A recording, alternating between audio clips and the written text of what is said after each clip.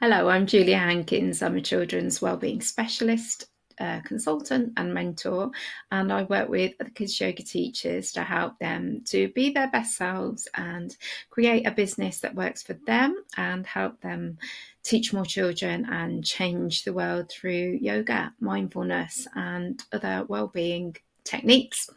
So today I'm going to be talking all about how to make your kids yoga classes, how to make your themed ones fun, sustainable, and profitable. So, using a theme for a kids yoga class can be a lot of fun. So, we're talking here like after school classes or within the school day around a particular theme, or maybe some community workshops where there's a theme involved in some way. And so, at the moment it's February when I'm filming this, and so I'm thinking there's lots of things around about this time of year. You've got the Lunar New Year, you've got Valentine's Day coming up, we've got like won't be long before it's Pancake Day, you'll have like Mother's Day. There's so many different themes around about this time of year, but I feel like this video is going to be useful for any time of year where you're considering doing a themed class. So whether that's a seasonal themed class or whether it's about a particular event, or if you've been asked to deliver a theme that you've never taught before, so about a particular film or a particular interest for a specific group of children, or for a nursery or school where they've said, oh, can you do it around this particular theme? I'm hoping that it will be helpful about all of those things. So as I've said, it can be a lot of fun. It's novel and different, and the children get a lot of enjoyment out of themed classes.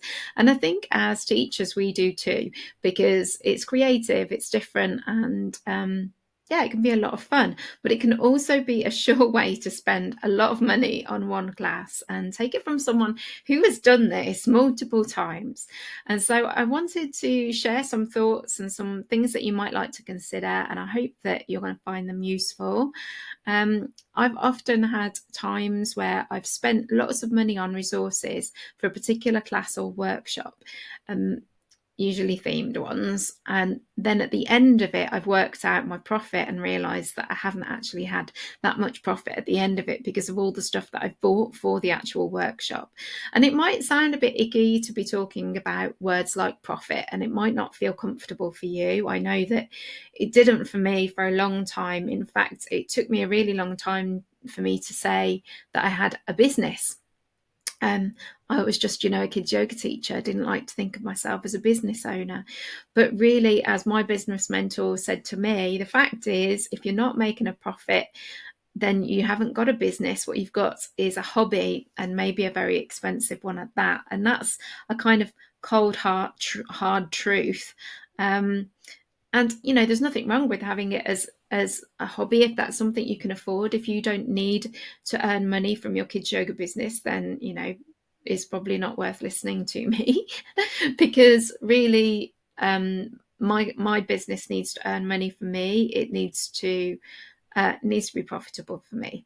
And so I just wanted to talk about themed classes because I feel like they are really easy ones to have not very much profit in if we're spending a lot of money for them. So yeah, today I'm going to be talking about ways that we can keep costs down, which will obviously increase our profit. But also in doing so, I believe that we reduce our impact on the environment too, because if we're spending less on single-use things, then that's better for sustainability of the environment too.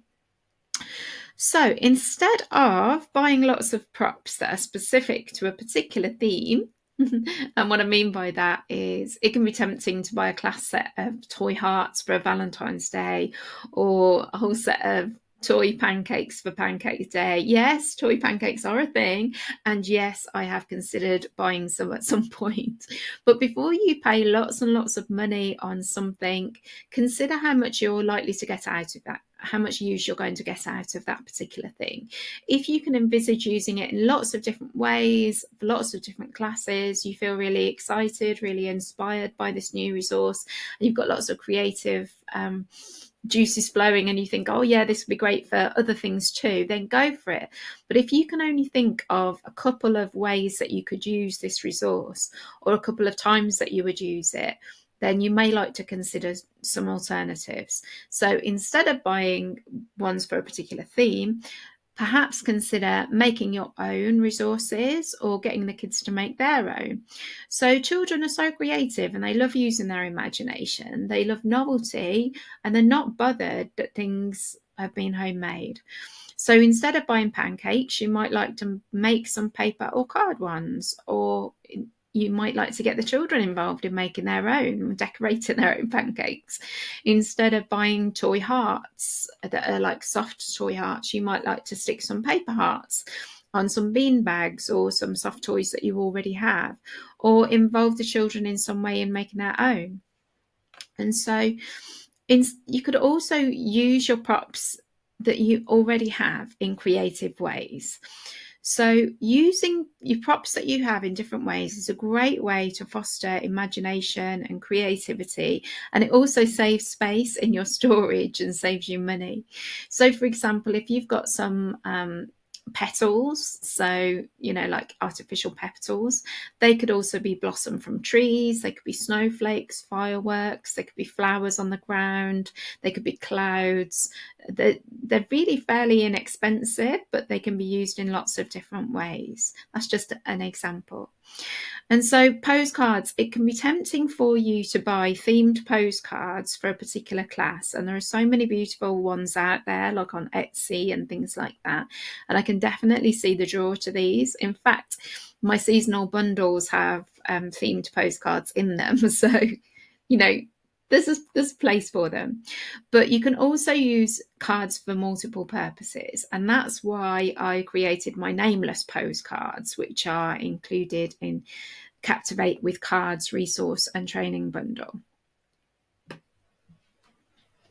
Here's an example of my nameless postcards. So you can see they don't have any names on them. And so, dropping them all. So what you can do is write on the top of them the name that or get the children to write, and they could even pick out their own, and they can write their own names on. And so you can buy these. These are in my Captivate with Cards training bundle, and there are 52 different cards that are all nameless that you can buy and reuse and repurpose for lots of different themes. So you're not buying new postcards all the time, you're just using the same postcards but with different themes. And so that's just an example, but you obviously don't need to buy these cards. You could use other postcards that you have and put a post-it note over the name and just rename them. That's something you could do. So another thing that you can do that's fairly cheap is create your own picture cards.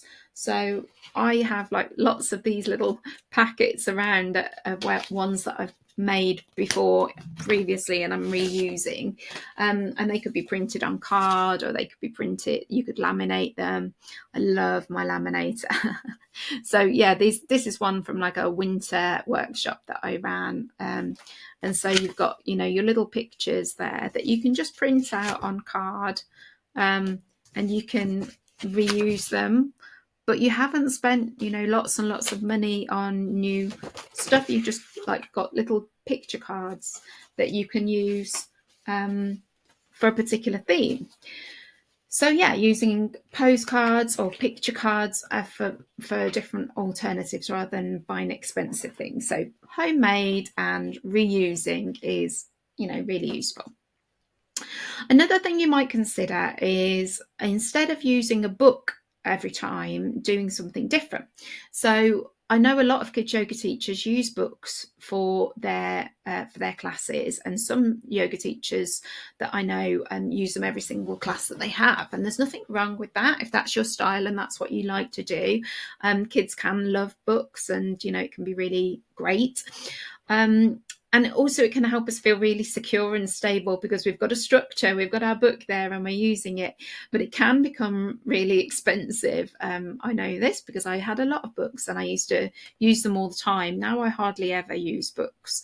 But the thing that I realised is that sometimes the books don't quite hit the mark because children may have heard them before, and so they're a bit like, oh yeah, I already know this, and they think they know what it is you're going to do, even if you're going to do something different, because they know the book, they assume they know it. Or it could be that they think that the book is too young for them, or it could be that they just are a bit bored and don't really like the book. So instead of using books, you might like to consider creating an adventure with the children around a theme.